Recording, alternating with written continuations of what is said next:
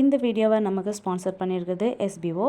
நீங்களும் உங்களோட ஃப்ரீ டைமாக மணி ஏர்ன் பண்ணுற டைமாக ஆக்கணும்னா ஸ்க்ரீனில் தெரியுதா இந்த நம்பருக்கு வாட்ஸ்அப் பண்ணி உங்களோட டிஜிட்டல் ஜேர்னியை ஸ்டார்ட் பண்ணுங்கள். ஸ்கிப் பண்ணாதீங்க. பெரிய தப்பு. தினம் 300 ரூபாய் சம்பாதிக்க அரிய வாய்ப்பு. இன்ஸ்டாகிராம், ஃபேஸ்புக் பயன்படுத்த தெரிந்தால் போதும். Content post and content publishing மூலமா தினம் 300 ரூபாய் சம்பாதிக்கலாம். இந்த வேலை செய்ய 5 நிமிடம் போதும். Work training support, group communication support, all language customer live chat support, முக்கியமா சொந்தமா ஒரு பிசினஸ் ஸ்டார்ட் பண்ற அளவுக்கு உங்களால கற்றுக்கொள்ளவும் முடியும், சம்பாதிக்கவும் முடியும். இந்த வேலை வாய்ப்பு வழங்குவது 5 வருடத்திற்கு மேல ரன் ஆகிட்டு இருக்க நம்ம தமிழ்நாட்டு company school of business organisation private limited. மேலும் விவரங்களுக்கு டிஸ்கிரிப்ஷன்ல கொடுத்திருக்க நம்பருக்கு வாட்ஸ்அப் பண்ணுங்க.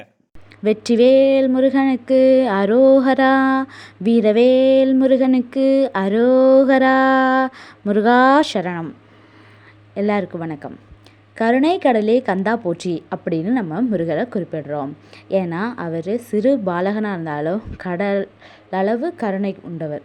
அவரோட கருணைக்கு அளவே கிடையாது, அவ்வளவு பெரிய மனசு அவருக்கு அப்படின்னு சொல்கிறோம். மற்ற அவதாரங்களான ராமாவதாரத்தை பார்த்திங்கன்னா ராவணனை ராமர் வதம் செய்திருவார். அதுக்கப்புறம் தான் திருப்பியும் அயோத்திக்கு போகிறார். அதே மாதிரி கிருஷ்ணாவதாரத்தை பார்த்திங்கன்னா கம்சனை கிருஷ்ணர் வதம் பண்ணிடுவார் இல்லையா.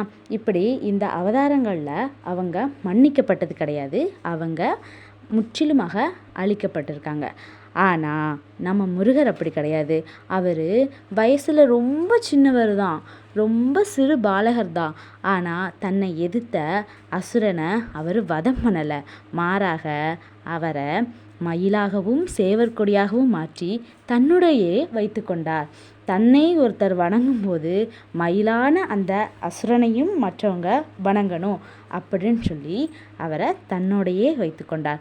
இதனால தான் என்னவோ ரொம்பவே ஸ்பெஷல் ஆயிட்டாங்க இல்லையா நம்ம முருகர். மும்மூர்த்திகள் 33 கோடி தேவர்களோட அருளை பெறதுக்கு முருகனை வணங்கினாலே போதும். ஏன்னா முருகா அப்படிங்கிற வார்த்தைக்குள்ளேயே மும்மூர்த்திகளும் அடங்கியிருக்காங்க. அப்படிங்கிற வார்த்தையில் முகுந்தன் அதாவது திருமால், ருத்ரன் அதாவது நமது சிவபெருமான், அப்படிங்கிற வார்த்தையில் கமலன் நம்ம பிரம்மா, இப்படி 30 தேவர்கள் இருக்கிறாங்க. 30 தேவர்கள் வரும்போது அவர்களுடைய தேவியர்களான அலைமகள், கலைமகள், மலைமகள் 3 பேரோட அருளும் கிடைக்கிறோம். இவங்க மும்மூர்த்திகளும் 33 கோடி தேவர்களோட அருளை பெறுவதற்கு முருகா அப்படிங்கிற ஒரு வார்த்தையிலேயே நமக்கு அந்த கருணை கடவுள் நமக்கு அருள் புரிகிறார். அதனால தான் அவர் இன்னைக்கு கருணை கடவுளாக இருக்கிறார். பிறகு நாளைக்கு கந்த சஷ்டி கண்டிப்பாக மறக்காமல் எல்லாரும் சஷ்டி கவசம் படிங்க. படிக்க முடியாதவங்க கண்டிப்பாக முருகா முருகா முருகான்னு மனசார வேண்டுங்க.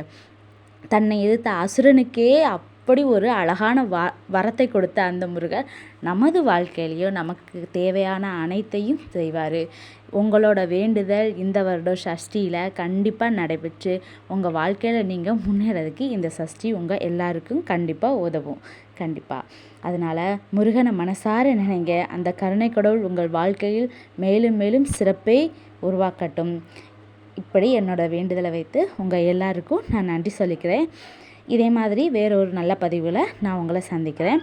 மறக்காமல் நம்ம சேனலை சப்ஸ்கிரைப் பண்ணி நமக்கு சப்போர்ட் பண்ணுங்கள். Keep supporting me. தேங்க்யூ. பாய் பாய்.